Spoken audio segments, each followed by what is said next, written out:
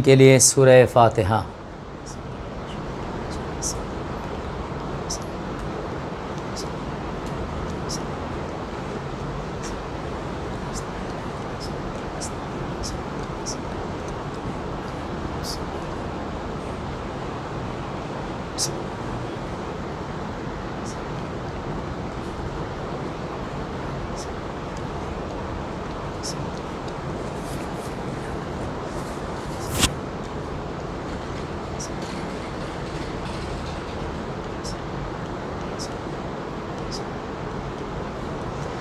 لا حول ولا قوة الا باللہ العلی العظیم۔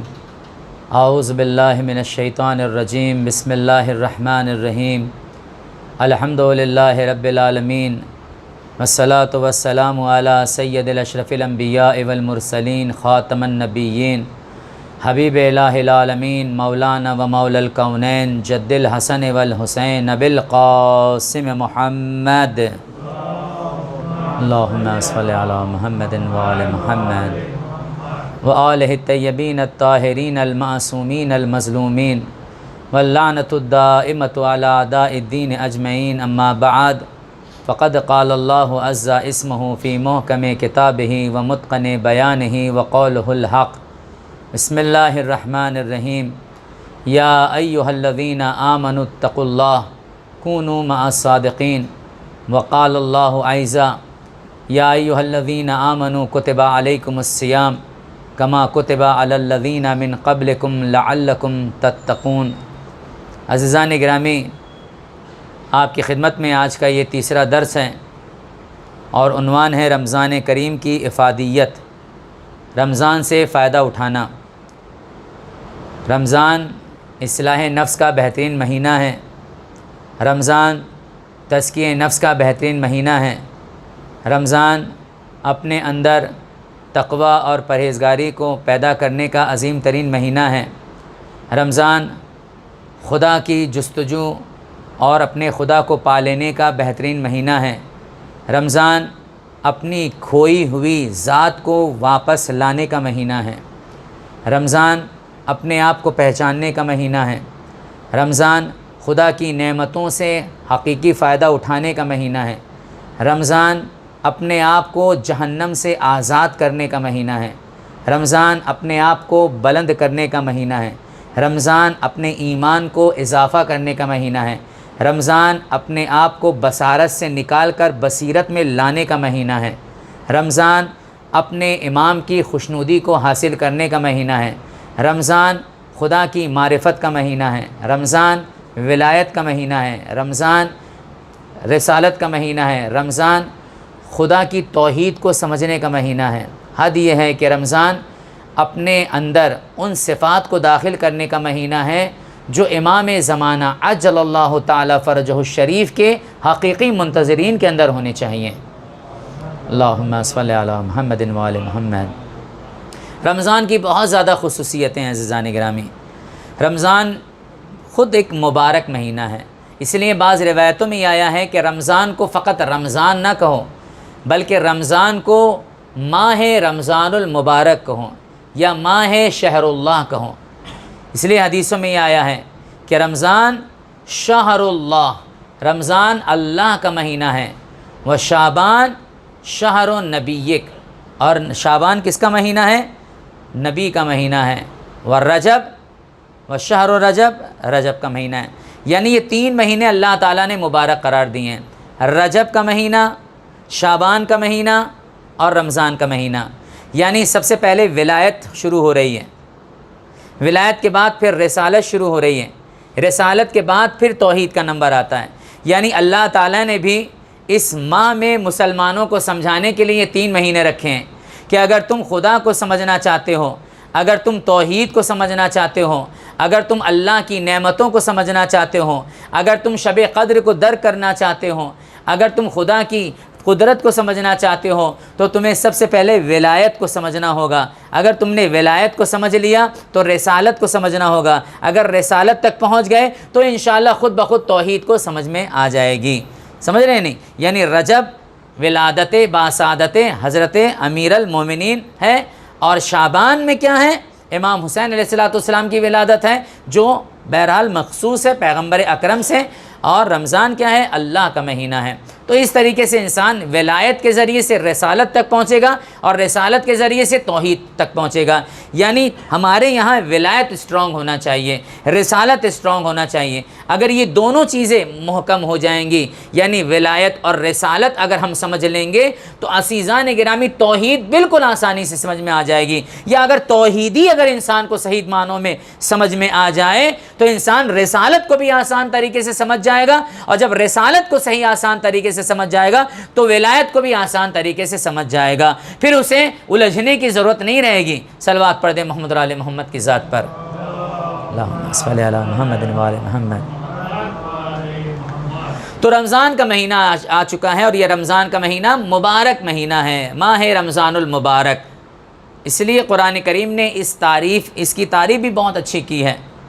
شہر اللہ، شہر رمضان الذی انزل فیہ القرآن ھدی للناس وبینات من الھدی والفرقان، کہ اللہ تعالیٰ نے اس مہینے میں قرآن کریم کا نزول فرمایا ہے، اور قرآن کریم عظیم ذان گرامی یہ وہ کتاب ہے، یہ وہ نظام ہے، یہ وہ الہی قانونی کتاب ہے کہ جو قیامت تک کے لیے معجزہ بن کر انسان کے سامنے موجود رہے گی۔ رمضان المبارک، جس میں اللہ تعالیٰ نے، میں نے آپ کی خدمت میں پہلی تقریر میں بتایا تھا کہ اللہ تعالیٰ نے رمضان المبارک پیغمبر کی امت سے پہلے نبیوں پر لازم قرار دیا تھا روزوں کو، یعنی رمضان المبارک میں روزے امتی نہیں رکھتے تھے، نہ بنی اسرائیل رکھتے تھے نہ بلکہ کون رکھتا تھا؟ نبی رکھتے تھے۔ یہ مخصوص روزے تھے نبی سے، یعنی اللہ تعالیٰ نے رمضان فقط اور فقط نبیوں سے مخصوص کر رکھا تھا، لیکن اللہ تعالیٰ نے اس روزوں کو اٹھا کر کس کے حوالے کیا؟ آخری نبی کی امت کے حوالے کیا۔ کیوں حوالے کیا؟ اس لیے کہ یہ رمضان کے اندر خود یہ لفظ پوشیدہ ہے۔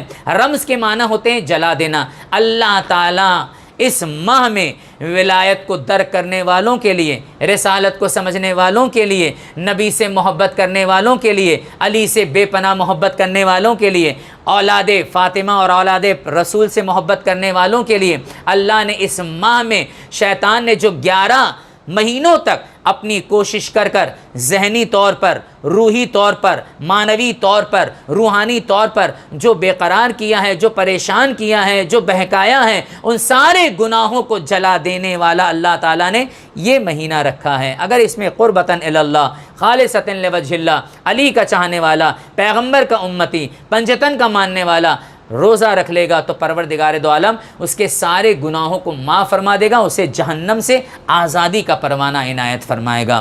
اس لیے کہا جاتا ہے کہ اس مہینے میں اپنے امام کو فراموش نہ کریں۔ علماء فرماتے ہیں کہ چاہے وہ وقت سحر ہو، چاہے وہ وقت افطار ہو، اپنے مولا کو فراموش نہ کریں۔ کون مولا؟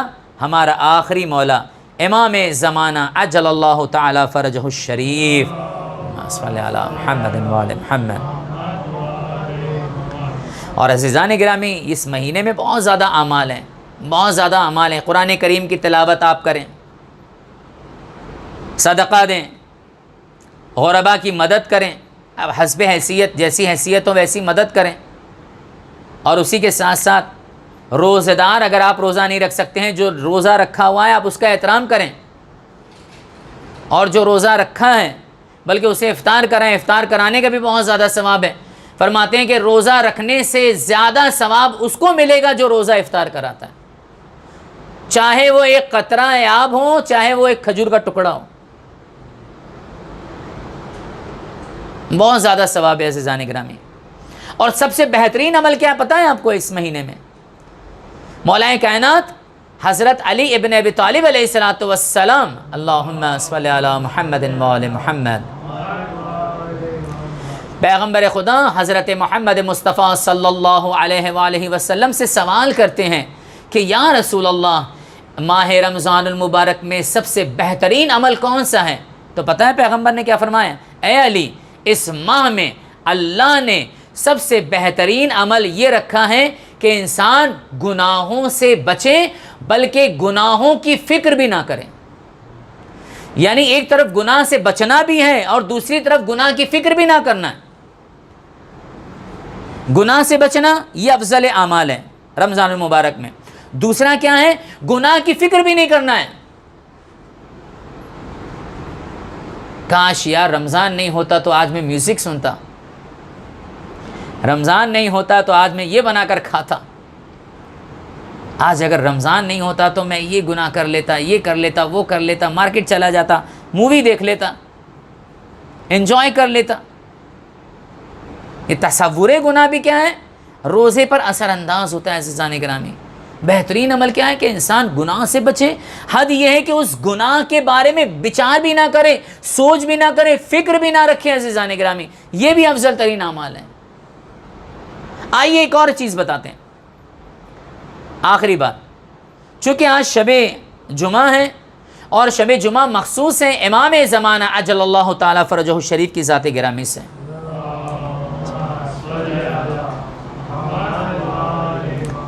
کیونکہ شب جمعہ جو ہے وہ ہمارے اعمال ہمارے امام کی خدمت میں پیش کیے جاتے ہیں اور امام ہمارے نامہ اعمال کو دیکھتے ہیں. تو لہٰذا آج اپنے امام کے لیے کچھ گفتگو کرتے ہیں. ایران میں ایک بہت بڑے آیت اللہ گزرے ہیں جن کا نام تھا آیت اللہ روح اللہ قرعی. یہ فرماتے ہیں کہ رمضان المبارک میں انہوں نے اپنے شاگردوں سے فرمایا کہ تم لوگ اپنے روزوں پر امام زمانہ کی دستخط کیوں نہیں کرواتے کہ تمہارا روزہ قبول ہو گیا ہے. اگر آپ کو کوئی لیٹر اگر قبول کروانا ہو تو آپ کیا کرتے ہیں؟ اس پر دستخط کرواتے ہیں، یا پرمکھ کے کرواتے ہیں اگر جماعت میں ہیں، یا پھر اگر گاؤں میں رہتے ہیں تو سرپنچ کے کرواتے ہیں تاکہ آپ کا کام آسان ہو جائے. ہوتا ہی ہے نہیں؟ اگر وہ لیٹر پر دستخط نہ ہوں تو آپ کہیں بھی لے کر چلے جائیں تو وہ ادھورا مانا جائے گا. لوگ ایکسیپٹ نہیں کریں گے. بھئی یہ لیٹر تو ہے، ٹھیک ہے چلو مانتے ہیں، لیکن اس میں سگنیچر نہیں ہے، ہم اس کو قبول نہیں کریں گے. ہوتا ہی ہے نہیں؟ اکثر اوقات تمہارے ماں باپ کے سگنیچر، تم نے اسکول سے فارم لیا، اس میں اگر پرنسپل کے سگنیچر نہیں ہے، ماں باپ کے گارجین کے اگر سگنیچر نہیں تو لوگ ایکسیپٹ نہیں کرتے. تمہارے ماں باپ کے سگنیچر نہیں، جاؤ کرا کر لے کر آؤ. تو آیت اللہ روح اللہ قرعی کہتے ہیں کہ تم اپنے روزوں پر امام زمانہ کی قبولیت روزہ کے لیے دستخط کیوں نہیں کرواتے؟ کسی نے پوچھا کہ ہم امام زمانہ، ہم اپنے روزوں کی قبولیت کی امام زمانہ پر دستخط کیسے کروائیں؟ امام زمانہ کی دستخط اپنے روزوں کی قبولیت پر کیسے کرائیں؟ تو کہا کہ بہت آسان ہے. کہا کیا؟ کہا اگر تم 4 اعمال انجام دو گے، 4 اعمال میرے نوجوان بھائی، اور انشاءاللہ ہماری تقریریں جہاں جہاں تک پہنچے گی انشاءاللہ بھائی بہنیں سب لوگ یاد رکھیں گے.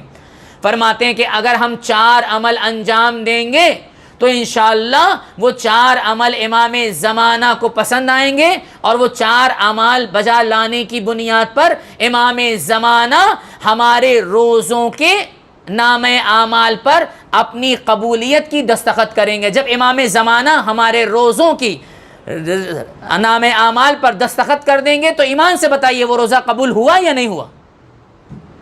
ہو گیا. اب جب روزہ قبول ہو گیا تو سارے اعمال قبول ہو گئے. اب جب سارے اعمال قبول ہو گئے تو رضائے پرور حاصل ہو گئی. ہے یا نہیں؟ بہت آسان طریقہ، بہت آسان، انسان کے اختیار میں، مگر انسان توجہ نہیں دیتا. فرماتے ہیں وہ 4 اعمال کیا ہیں؟ نمبر 1 کہ جب بھی آپ افطار کریں، یہ افطار کے وقت کی بات ہے، یعنی 4 کام آپ کو افطار کے وقت کرنے ہیں. اپنے مولا کو فراموش نہیں کرنا ہے، تاکہ یہ احساس رہے کہ میرے مولا میں آپ کو کہیں بھولتا نہیں ہوں. چاہے قرآن کی تلاوت ہو، چاہے بقرعید کا دن ہو، چاہے جمعہ کا دن ہو، چاہے نماز کا وقت ہو، چاہے جہاں بھی رہوں میرے مولا آپ میری زندگی سے نکلے نہیں ہوں. حد یہ ہے کہ میں روزہ افطار کر رہا ہوں، بھوکا پیاسا تھا، اب میں اللہ کا نام لے کر افطار کر رہا ہوں، تب بھی میں آپ کو یاد کر رہا ہوں. وہ 4 عمل آپ کو انجام دینے افطار کے ٹائم پہ.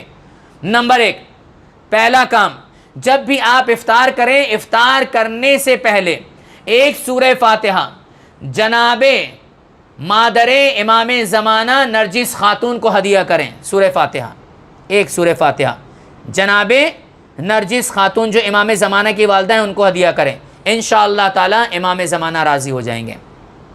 دوسری چیز، جب بھی آپ افطار کریں، آپ افطار کرتے وقت امام حسین علیہ الصلوۃ والسلام کو سلام کریں. السلام علیکہ یا ابا عبداللہ الحسین. اے میرے مولا میں آپ کو بھولا نہیں ہوں حسین کو، اس لیے کہ امام حسین کو جو نہیں بھولتا ہے نا، امام زمانہ اسے یاد رکھتے ہیں. دوسری چیز. تیسری چیز، خود امام زمانہ کو سلام کریں، السلام علیکہ یا صاحب الزمان. تیسری چیز. دوسری چیز ہوئی نا، کیا تیسری ہوئی؟ تیسری چیز. چوتھی چیز، امام زمانہ کی سلامتی کی دعا پڑھیں افطار کے ٹائم پہ. اللہم کل ولیک الحجۃ ابن الحسن صلواتک علیہ وعلی آبائہ فی ہذہ الساعۃ وفی کل ساعہ ولیا وحافظا وقائدا وناصرا ودلیلا وعینا حتی تسکنہ ارضک طوعا وتمتعہ فیہا طویلا. اللہم صلی علی محمد وآل محمد.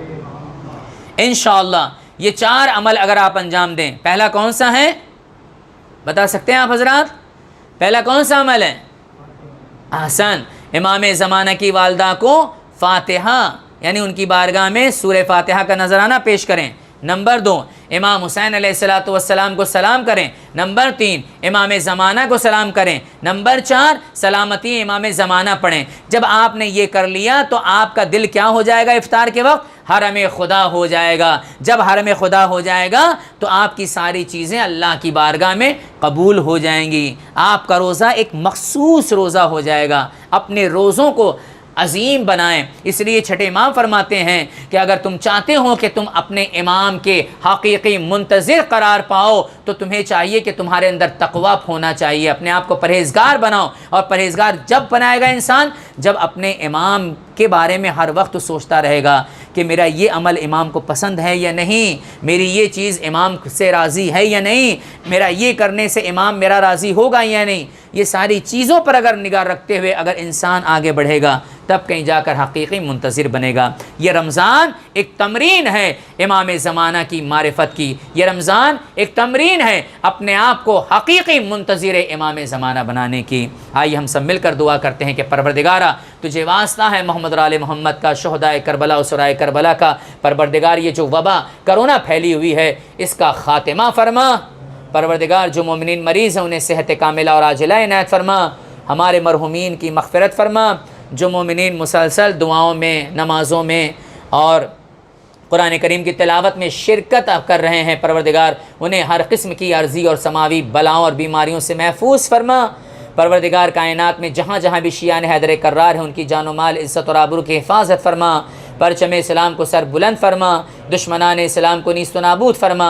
ہمارے عمل سے ہمارے مولا و آقا امام زمانہ کو راضی و خوشنود فرما. امام زمانہ کے ظہور میں تعجیل فرما. ہم سب کو امام کے انصار و اعوان میں شمار فرما.